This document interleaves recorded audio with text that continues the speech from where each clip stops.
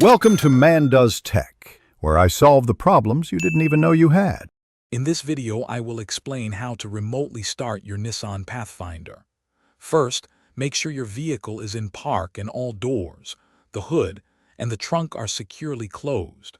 A low battery in your Pathfinder or key fob can prevent remote start, so check those too. This ensures a smooth and successful remote start process every time. To begin, press the lock button on your Nissan Pathfinder's key fob. Then, within 5 seconds, press and hold the remote start button.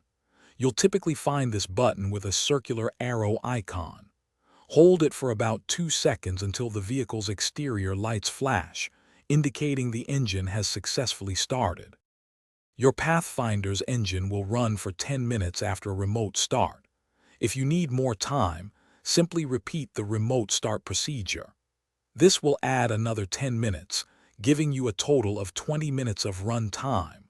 To turn off the engine before the timer expires, just press and hold the remote start button again.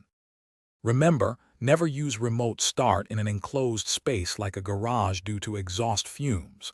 When you enter the vehicle, insert your key into the ignition and turn it to the on position to take over. The climate control system will resume its last settings.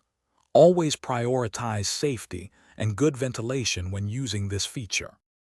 Thanks for watching. If you found this helpful, don't forget to like and subscribe.